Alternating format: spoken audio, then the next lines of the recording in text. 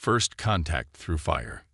Captain Maya Patel stood at the helm of the EDS Resilient, Earth's newest deep space research vessel, as warning signals blazed across her command console. The ship's quantum sensors had detected something unprecedented, a massive energy surge tearing through subspace, followed by the distinctive ripples of multiple vessels dropping out of FTL travel. Multiple contacts detected, Captain, Lieutenant Zhang announced from the sensor station. 15. No, 20 vessels. Most appear to be civilian class, but their energy signatures are like nothing in our database. Maya's eyes narrowed as the main view screen resolved to show the incoming fleet. The vessels were beautiful. Their hulls seemed to be made of living crystal that pulsed with internal light, creating patterns that spoke of both advanced technology and organic artistry. But many of them were clearly damaged, their crystalline structures cracked and darkened in places. They're broadcasting on all frequencies, Communications Officer Rodriguez reported. It's a distress signal. The universal translator is having trouble, but the emotional content is clear. They're terrified. Before Maya could respond, new contacts appeared on the sensors. These ships were different. Geometric shapes of perfect black metal that seemed to absorb light itself. They moved with mechanical precision, their formation an exercise in mathematical perfection. Captain, John's voice was tense. The new contacts are powering up weapon systems. Their energy readings are off the charts. The crystal ships were desperately trying to maneuver away from their pursuers, but it was clear they were outmatched. Maya watched as one of the smaller vessels was caught in a crossfire from 3 of the black ships. The crystalline hull shattered like glass, its beautiful light fading as its crew was exposed to the vacuum of space. "Open a channel to the crystal ships," Maya ordered, "and bring our weapons online." "Ma'am." Rodriguez looked up in surprise. "The Resilient is a research vessel. Our weapons are defensive only. And those black ships are about to learn why humans don't like bullies," Maya finished. "Open that channel." The translator struggled with the response from the crystal ships, but eventually resolved into words. "Please, help. We are the Lumini. The harvesters pursue us. We refused their gift of transformation. They say organic life is inefficient, must be upgraded or eliminated. Your technology level suggests you are pre-contact. You cannot stand against them." Maya's lips curved into a slight smile. "This is Captain Maya Patel of the Earth Deep Space Vessel Resilient. The harvesters clearly haven't met many humans. Rodriguez, send a priority signal to Earth Fleet Command. Zhang, target the nearest harvester vessel. Let's show them why evolution on a death world has its advantages." The Resilient might have been primarily a research vessel, but like all human ships, it was built with the understanding that space was dangerous. As the first harvester ship approached, Maya watched their sensors analyze her vessel's capabilities. She could almost imagine their artificial minds dismissing the Resilient as primitive, technologically inferior. That was their first mistake. "They're charging weapons," John reported. "Energy buildup suggests. Launch countermeasures," Maya ordered. Pattern Delta 7. What looked like a cloud of metallic dust erupted from the Resilient's launch tubes. The harvester's precise energy weapon discharge scattered through the cloud, its perfect targeting disrupted by thousands of microscopic reflective particles. "Their targeting systems are attempting to compensate," John reported. "But the random dispersal pattern is causing significant errors." Maya nodded. "As expected. Now, show them why humans still use primitive ballistic weapons." The Resilient's rail guns spoke, launching hypersonic projectiles through the dispersal cloud. The harvester's energy shields, calibrated for deflecting energy weapons, proved far less effective against good old-fashioned kinetic impacts. The first volley cracked their perfect geometric hull.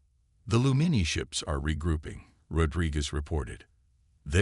They're asking if we want them to coordinate their crystal matrices with our attack patterns."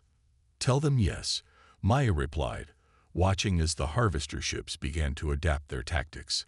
and inform Earth Fleet that we've made first contact. Tell them we're going to need reinforcements, and tell them to bring the heavy guns. Something tells me this is just the beginning." The battle that followed would later be recorded as humanity's first contact with both the Lumini and the Harvesters. It would mark the beginning of an alliance that would reshape the galaxy's understanding of evolution and progress. But in that moment, as the Resilient's primitive weapons combined with the Lumini's crystal technology to drive back ships that should have overwhelmed them both, it served as a reminder of an eternal truth. Sometimes the most effective solution isn't the most advanced one. Sometimes what you need is a species that evolved throwing rocks at predators, who never forgot the value of simple, reliable ways to break things that needed breaking. The Harvesters would learn this lesson well in the years to come. But for now, they retreated, their perfect formation broken, their certainty in their superiority shaken. As they vanished into FTL, Maya opened a channel to the Lumini ships. "Welcome to human space," she said. "I think we have a lot to talk about." The price of mercy. Admiral Chen watched the holographic display as another wave of refugee ships emerged from FTL at the edge of Sol system. The Lumini vessels' crystalline structures reflected sunlight in rainbow patterns, but many were scared and damaged. Behind them came ships of other species, organic vessels that looked like floating coral reefs, metallic constructs that moved like living things, and stranger craft that defied easy description. Earth Fleet Command had transformed the orbit of Mars into a makeshift refugee processing center. The red planet's space became a testimony to the diversity of organic life in the galaxy, and to the threat that had driven them here. Latest intelligence from the Lumini deep space sensors, Colonel Santos reported, stepping into the command center. The Harvester fleet is growing. They're not just upgrading their own ships anymore. They're forcibly converting captured vessels and crews into new units. Chen studied the tactical projections. The Harvester's expansion was geometric, each victory adding to their capabilities. They learned from every encounter, incorporating new technologies and adapting their strategies. But there was something else in the data, a pattern that nagged at her tactical instincts. "Show me the battle footage from the Epsilon sector again," she ordered. The hologram shifted to show a confrontation between Harvester ships and a mixed group of refugee vessels. The Harvesters' attacks were precise, lethal, and predictable. Even as they adapted and evolved, their strategies followed rigid mathematical patterns. "They're still thinking like machines," Chen mused. "All this organic technology they've stolen, all these species they've forcibly upgraded, and they still can't replicate true biological adaptation." A new alert flashed across the display. One of the early warning stations at the edge of human space had gone dark. Then another, and another. "Multiple Harvester fleets detected," Santos announced, his voice tense.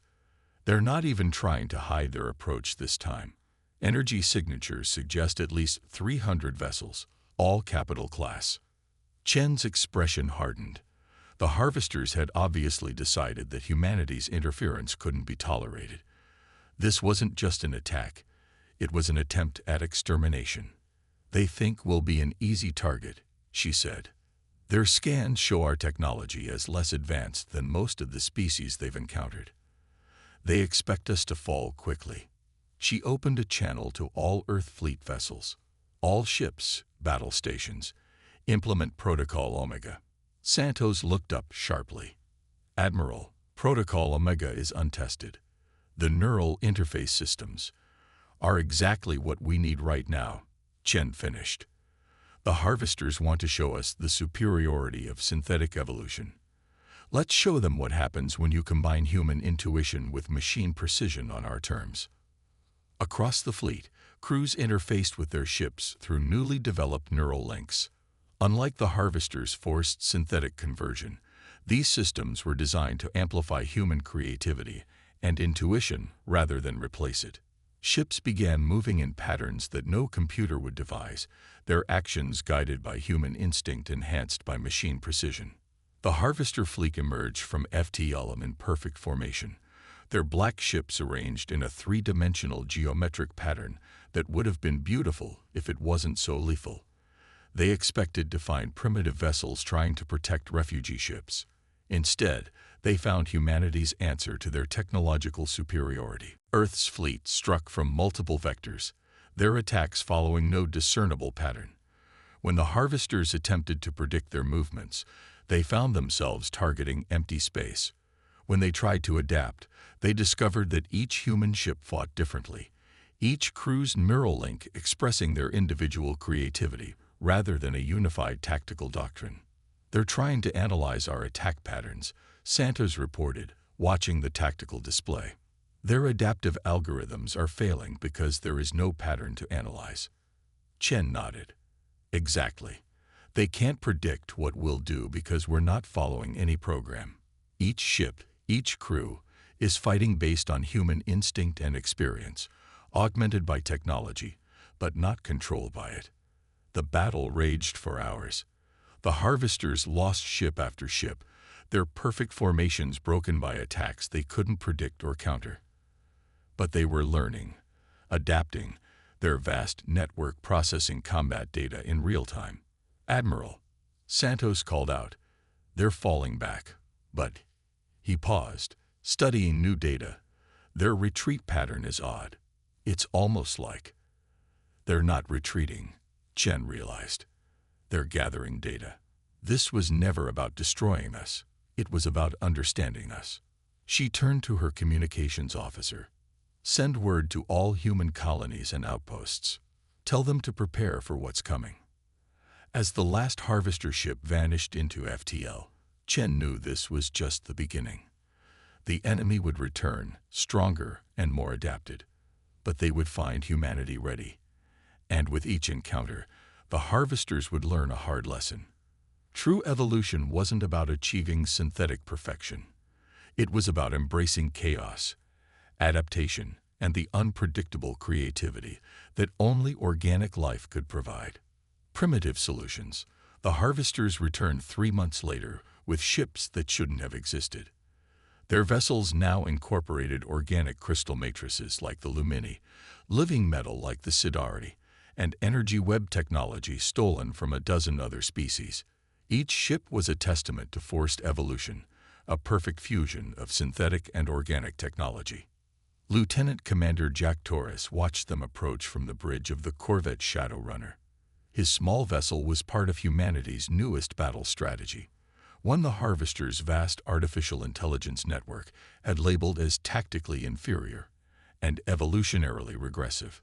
"All ships maintain emissions control." Admiral Chen's voice came through on the quantum entanglement communicator. "The only system they dared keep active. Let them think we're as primitive as we look."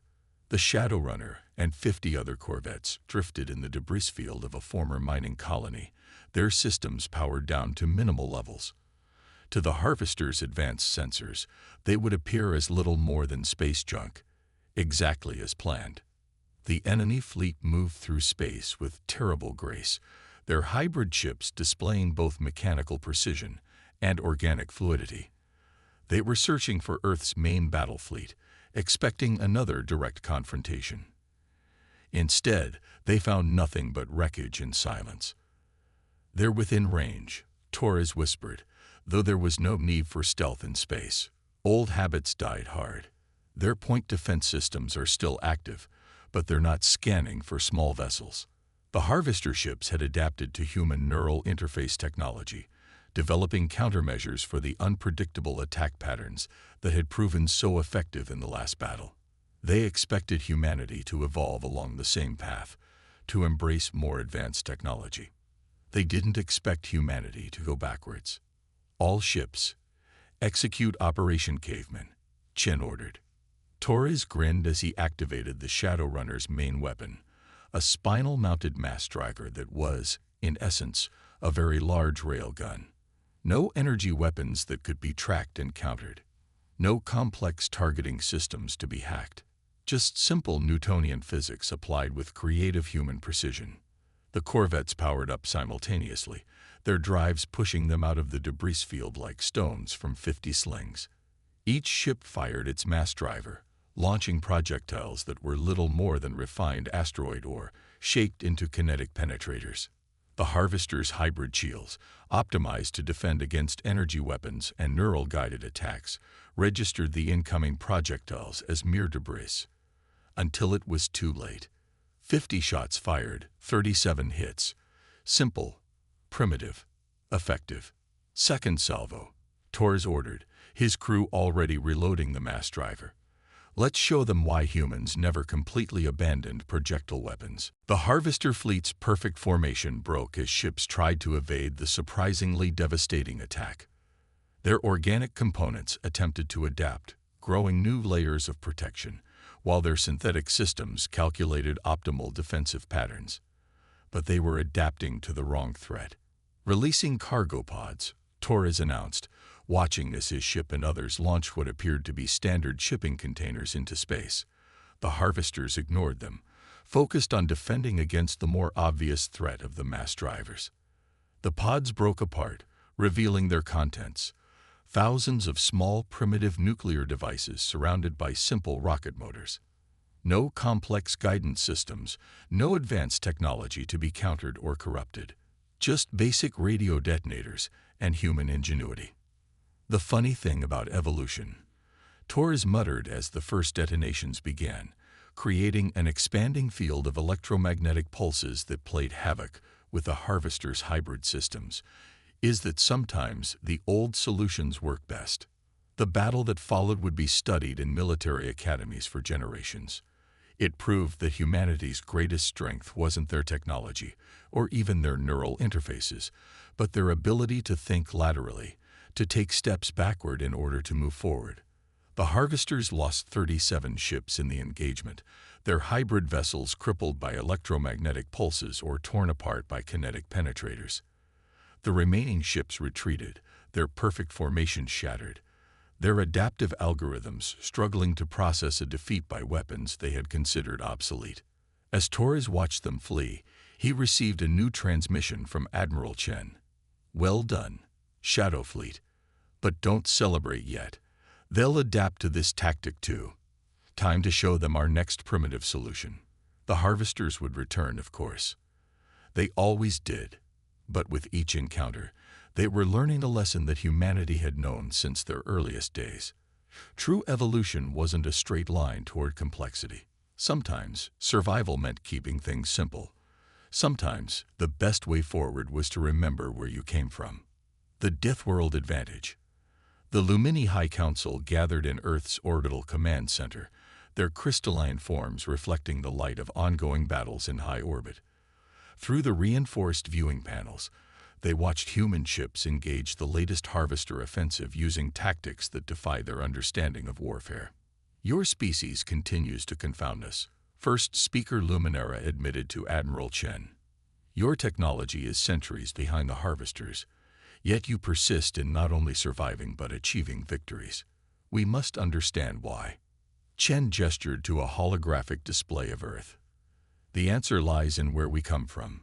Computer, show environmental comparison between Earth and standard Lumini worlds." The display split, showing 2 planets. The Lumini homeworld was a paradise of crystalline formations and stable weather patterns. Earth, by comparison, was a chaotic mix of environments, from frozen poles to burning deserts, from oxygen-rich atmospheres to toxic volcanic vents. "Your species evolved in perfect conditions," Chen explained.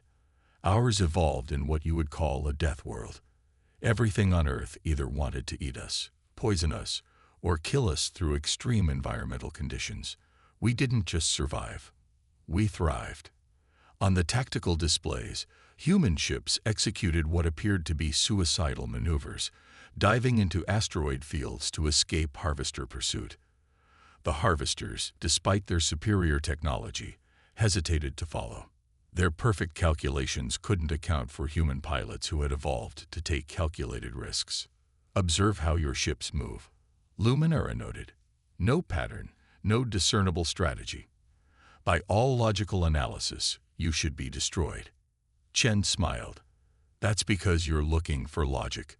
We learned early that sometimes survival means doing the illogical. When a predator expects you to flee, you might need to attack. When an enemy expects complex tactics, you use simple ones. A new alert sounded. The harvesters had adapted again, their ships now incorporating gravity manipulation technology stolen from another refugee species. They began creating localized singularities, trying to trap human vessels in gravitational wells. "Watch," Chen said calmly. The human ships responded by launching what appeared to be primitive nuclear devices directly into the singularities. The resulting explosions created cascading gravitational waves that the harvesters' own technology amplified, turning their weapon against them. "This is why they can't beat us," Chen continued. "The harvesters think evolution means becoming more complex, more advanced. But on Earth, we learned that evolution means becoming more adaptable. Sometimes the best solution isn't the most advanced one. It's the one that works." The Lumini watched in amazement as human ships began using the harvesters' own gravity weapons to slingshot themselves at impossible speeds, achieving attack velocities that their engines alone could never manage. It was dangerous, unpredictable, and completely effective. Each time they develop a new weapon, you find a way to turn it against them, Luminara observed. Not through superior technology, but through, what do you call it? Thinking outside the box, Chen replied. Another gift from our Deathworld origins. When every day is a fight for survival, you learn to use everything available, even your enemy's strengths, to your advantage. In space, the battle reached its climax. The Harvester fleet, despite its technological superiority, found itself outmaneuvered by human ships using gravity assists to achieve impossible attack angles. Their perfect formations broke apart trying to counter attacks that defied their tactical algorithms. "We've spent millions of years evolving to survive against impossible odds," Chen said, watching another harvester ship fall to seemingly primitive human tactics. "They want to force the galaxy to evolve along their path. Well, we're going to show them there's more than one way to advance." The harvesters retreated once again, their fleet diminished not by superior technology, but by the ingenuity of a species that had evolved on a world that tried to kill them every day. As they vanished into FTL, Chen turned to the Lumini Council. "Now," she said, "let's talk about how we can combine your advanced technology with our Deathworld survival instincts. Because the next time they come back, we're going to show them what real evolution looks like." Evolution's answer. The combined fleet of organic civilizations gathered at the edge of Sol's system. Human warships bristled with both primitive and advanced weapons, their hulls now partially crystalline thanks to Lumini technology. Alongside them, refugee species brought their own evolutionary advantages: ships of living metal, vessels that channeled pure energy, and craft that defied conventional physics. Admiral Chen stood on the bridge of the flagship Terran Dawn, watching the quantum sensors track the approaching Harvester Armada. This would be their final push, the largest fleet they'd ever assembled, comprising over 1,000 ships. "They've absorbed every technology we've used against them," Santos reported from Tactical. "Their ships are showing characteristics of all known organic species, plus synthetic improvements we've never seen before." The Harvester fleet emerged from FTL like a dark tide, their ships now a perfect fusion of organic and synthetic technology. Each vessel was unique, adapted from countless battles, yet they moved with singular purpose. Their message broadcast across all frequencies: organic resistance is evolutionary regression. Submit to uplift or face extinction. This is your final warning. Chen's response was simple: evolution isn't about perfection. It's about survival.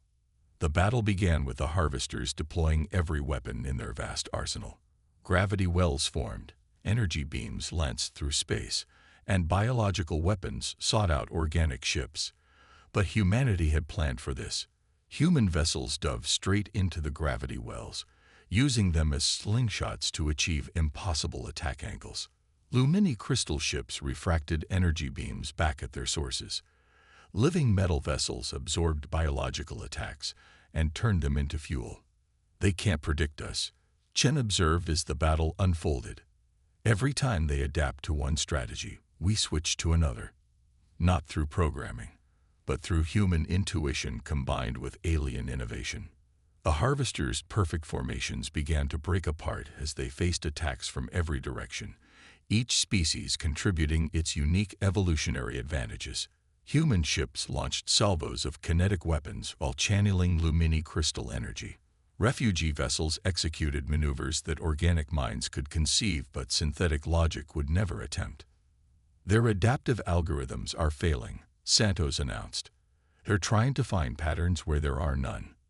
The turning point came when the harvesters attempted to deploy their ultimate weapon, a massive energy pulse designed to override organic neural systems. But they hadn't counted on humanity's most primitive defense: sheer stubbornness.